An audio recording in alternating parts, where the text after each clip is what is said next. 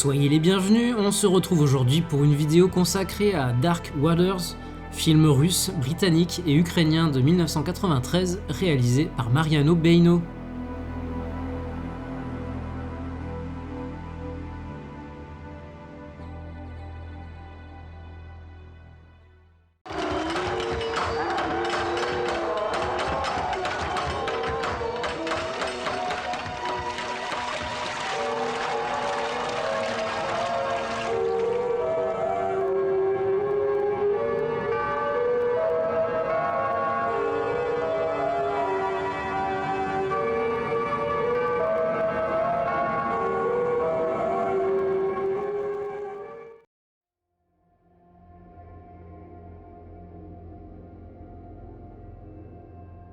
Après avoir débuté sa carrière comme assistant de production pour des émissions de télévision italiennes, le napolitain Mariano Beino, âgé de seulement 23 ans et résidant alors à Londres, se lance dans la réalisation de Karunkula, court-métrage horrifique sans dialogue dans lequel une jeune femme innocente, en apparence, se retrouve aux prises avec un tueur sadique.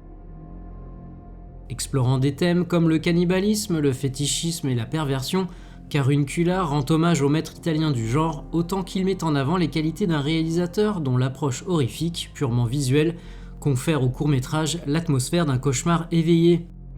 Présenté dans de nombreux festivals européens, c'est en Sibérie que le court-métrage se fait surtout remarquer, attirant notamment l'attention d'un certain Victor Zuev, lequel offre à Mariano Beino les moyens de tourner son premier long. Doté d'un budget certes modeste et d'une équipe technique, pour un tournage prévu en Ukraine, Beino est loin de s'imaginer les problèmes qu'il va rencontrer au cours de la production, des complications liées en grande partie au contexte politique de l'époque. Nous sommes en effet peu de temps après l'effondrement de l'Union soviétique. Entre l'instabilité politique et les multiples coups d'État qui compliquent le financement du film et bloquent certains lieux de tournage, les difficultés de logistique qui retardent le tournage faute de pouvoir acheminer les caméras dans les délais ou provoquent des erreurs de livraison de certains accessoires, la mauvaise gestion du matériel et le faible budget qui obligent à racheter de la pellicule et à faire preuve de débrouillardise en enchaînant les prises, sans compter les pauses déjeuner à rallonge de l'équipe locale, la barrière de la langue obligeant une certaine part d'improvisation et même un reshoot demandé par les producteurs russes, peu satisfaits de la fin et désireux de quelque chose de plus commercial. Une expérience véritablement inoubliable pour Mariano Beino, selon ses propres mots. Autant dire que Dark Waters revient de loin.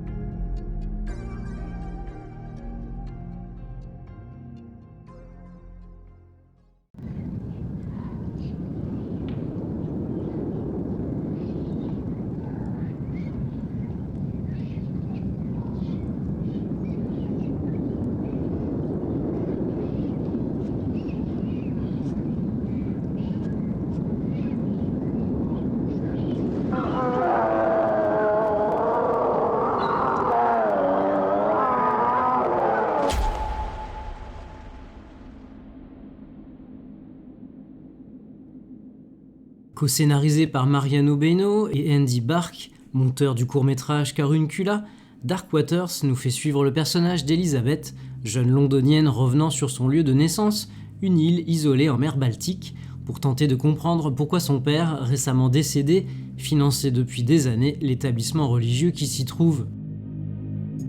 Un long voyage en Europe de l'Est, semé d'embûches, pour rencontrer et s'entretenir avec la mère supérieure dirigeant l'établissement. D'abord peu coopérative, elle et ses protégés finissent par convaincre Elizabeth de ne pas mettre fin au versement d'argent, en échange notamment d'un accès à la bibliothèque et aux différentes cérémonies. Une liberté de mouvement qui permettrait sans doute à la native de l'île de découvrir ce qu'est devenue son amie Teresa, une jeune nonne avec qui elle entretenait une relation épistolaire, de percer les terribles secrets de cette étrange communauté, de trouver une explication au cauchemar qui la hante depuis son enfance, de faire la lumière sur un passé que son père semble avoir délibérément entretenu dans le flou. Sur une île pratiquement coupée du reste du monde, Elizabeth pourra compter sur l'aide d'une novice prénommée Sarah, avec qui elle se lie d'amitié. Tandis qu'une menace surnaturelle se précise, et soupçonnant qu'un complot se trame dans l'ombre, les deux jeunes femmes jouent les détectives amateurs, déterminées plus que jamais à découvrir la vérité, quitte à y risquer leur vie. Dès l'introduction du film, le ton semble donné. nous montrant successivement l'engloutissement d'une église par les eaux, la mort d'un prêtre transpercé par une croix, une procession de religieuses et enfin la chute du haut d'une falaise provoquée par quelque chose, d'une nonne, l'inquiétante amulette qu'elle tenait entre ses mains se brisant avec elle sur les rochers. Cette séquence sans dialogue annonce clairement la teneur de tout ce qui va suivre. L'atmosphère y sera sombre et angoissante, les décors ténébreux et humides, les personnages sinistres et repoussants. Mariano Beno nous entraîne ainsi dans un cauchemar éveillé, peuplé de monstres, de nonnes terrifiantes accomplissant d'étranges rituels, d'oracles, d'un embaumeur nourrissant les mouettes avec les entrailles des défunts, de boîtes scellées dans les parois des catacombes et de secrets de famille bien gardés. Pris entre fascination, malaise et incertitude, le spectateur devra faire la plupart du temps comme notre héroïne, à savoir glaner les différents indices et éléments à même de l'aider à progresser dans cette nébuleuse histoire, même si tout ne sera pas clairement dévoilé. Ici, les sensations l'emportent sur les explications, Beno optant pour une approche onirique, faisant intervenir l'inconscient plus que la raison ou la réflexion. Entre horreur graphique et détournement du sacré, le long métrage nous assaille d'images aussi belles que perturbantes, accompagnées tantôt d'une bande originale soulignant l'ambiance du long métrage, tantôt d'un fond sonore mêlant pleurs d'enfants et râles indéfinissables. Prisonniers de cette île, nous voilà plongés dans les ténèbres, sans repère, nous faisant toucher du doigt l'indicible.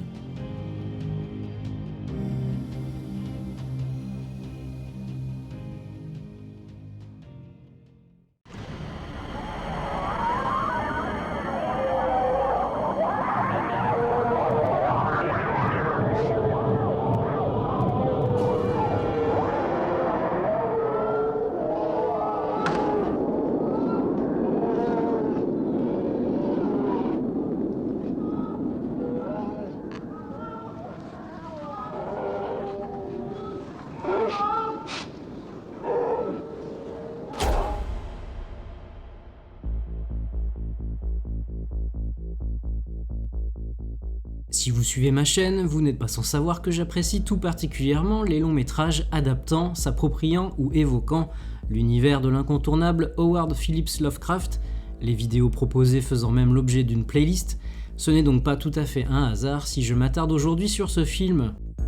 L'iconographie catholique napolitaine, dans laquelle il a baigné étant enfant, est assurément une des grandes influences de Beno pour son film, au même titre que les maîtres italiens de l'horreur que sont Fulci, Bava, Soavi et surtout Argento, mais Dark Waters trouve cependant son inspiration principale dans l'œuvre de Lovecraft, un auteur que Beno découvre par hasard à l'adolescence avec La Maison des Sorcières. Saisi par la couverture du livre dans la vitrine d'un kiosque à journaux, le voilà plongé dans la lecture de la nouvelle, rapidement fasciné par la vision cosmique du surnaturel et l'atmosphère troublante du récit. Une rencontre littéraire qui l'orientera ostensiblement dans ses choix artistiques et le genre cinématographique dans lequel il souhaite se lancer. Ici, Beno n'adapte pas directement l'écrivain de Providence, mais imprègne son long métrage d'éléments caractéristiques de ses écrits. Lieux inquiétants, isolement insulaire, atmosphère sinistre, rituels et savoirs interdits, population étrange, secrets de famille et créatures d'un autre monde, plus anciennes que l'univers lui-même, attendant patiemment de s'éveiller et de détruire l'humanité.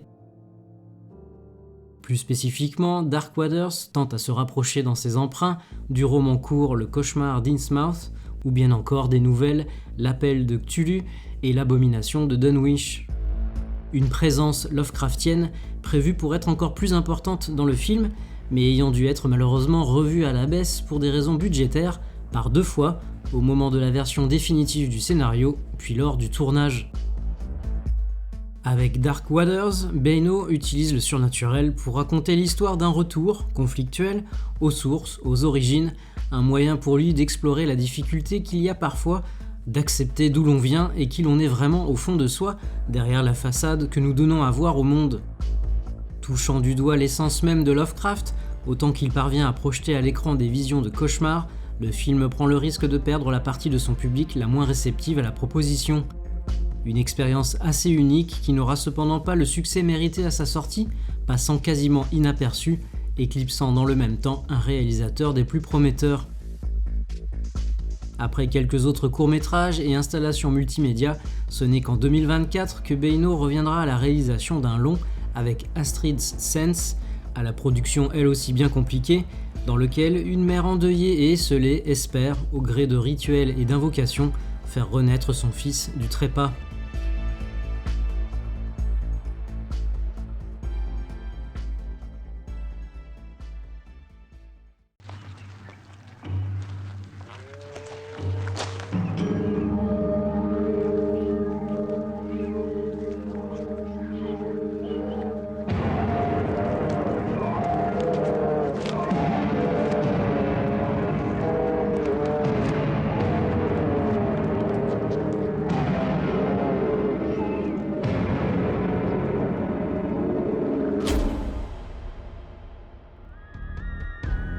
Si vous aussi vous avez vu le vrai visage de la bête, alors n'hésitez pas à liker, commenter, partager et vous abonner à la chaîne si ce n'est pas déjà fait.